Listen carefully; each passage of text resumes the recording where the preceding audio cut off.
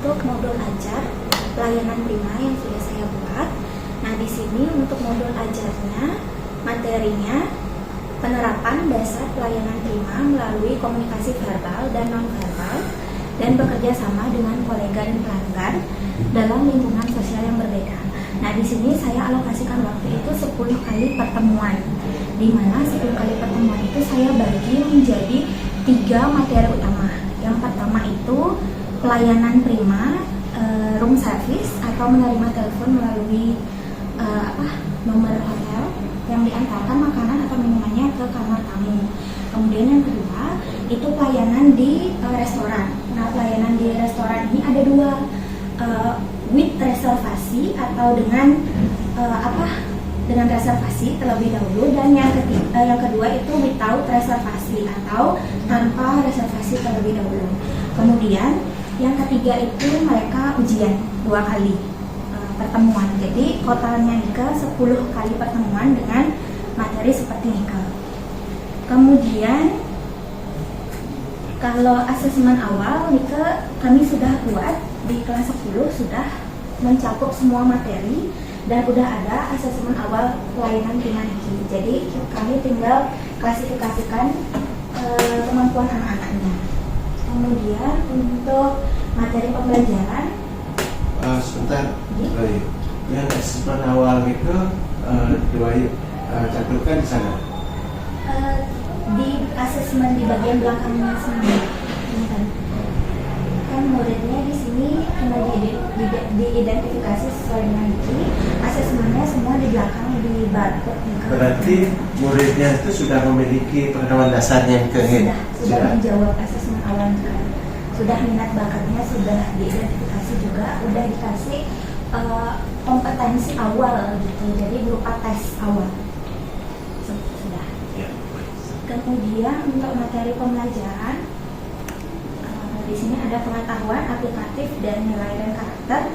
Juga mungkin teman-teman semua sudah paham ya, kalau kita mau ngajarin pelayanan prima, jadinya kita itu kalau yang pengetahuan esensialnya kita ajarin ruang lingkup pelayanan primanya dulu, hambatan dalam komunikasi, perbedaan kolega dan pelanggan, pentingnya kerjasama dengan kolega dan pelanggan dalam lingkungan sosial yang berbeda, karena nanti kan kita kerja bersama orang dengan macam-macam karakter, macam-macam daerah, macam-macam budaya gitu, jadi harus disesuaikan.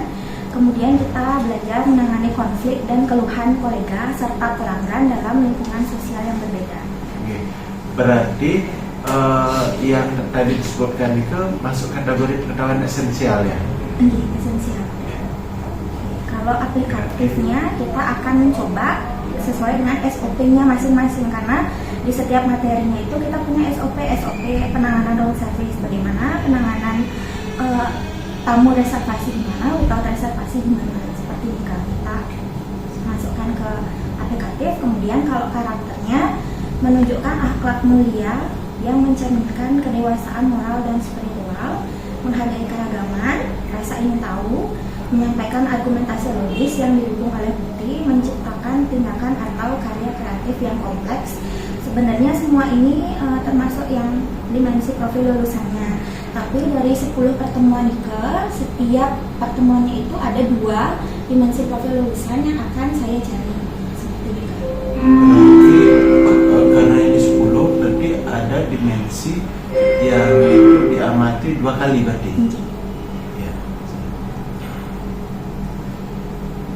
Kemudian untuk relevansi kehidupan nyata murid ini membekali dengan pengetahuan, keterampilan, pelayanan sesuai dengan standar industri, serta sikap profesional seperti layanan terbaik dalam lingkungan kerja yang beragam. Tingkat kesulitannya tuh sedang hingga tinggi, terutama karena menggabungkan pengetahuan esensial, aplikatif, nilai karakter yang saling terintegrasi dan menuntut latihan serta pembiasaan dalam situasi nyata.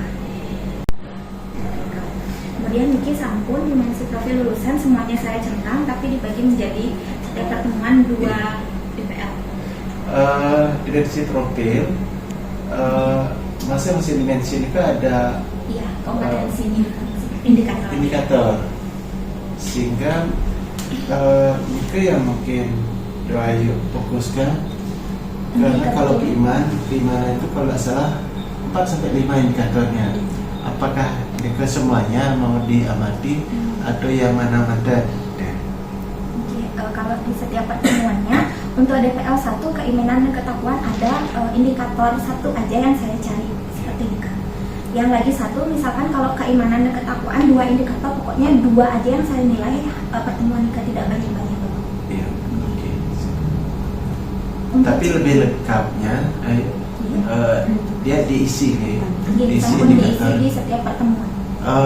Di sini juga di dimensi profilnya. Oh, di sini diisi. Nggih. Di dalam kurung itu. Oke. Coba nanti di pertemuan yang tunjukkan.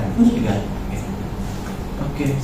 Untuk capaian pembelajaran ini sesuai dengan yang dari dinas, langsung saya masukkan. Kemudian untuk lintas disiplin ilmu selama 10 kali pertemuan saya mengajar Nike, saya minta tim bahasa Inggris sudah pasti untuk hadir. Misalkan dalam melayani tamu juga saya terbatas ya kosakatanya gitu, mungkin ada kosakata yang lebih bagus, yang lebih efektif dan efisien, itu bisa diajarkan oleh tim bahasa Inggris bagaimana caranya menyampaikan dengan lebih sopan, dengan lebih halus gitu bahasanya, itu bisa diajarin. Kemudian untuk bahasa Indonesia mungkin dalam dia itu berkomunikasi dan bekerja sama. Dilibatkan. Hadirnya dalam pertemuan 1, 2, 3, 4, 5, 6, 7, 8, 10 ya semua. Semua. Kalau yang di bawahnya coba tidak semua. Tidak semua. Karena pelayanan prima membutuhkan bahasa Inggris yang bagus. Berarti ini kan harus dikomunikasikan sama guru bakal Niki kan? Saya lanjutkan untuk bahasa Indonesia. Hadirnya dalam pertemuan 1, 2, 3, 4, dan 5, 6. Ini disesuaikan dengan karena mereka ada yang menulis proyek juga kan, setiap pertemuan itu ada penugasannya. Jadi penugasan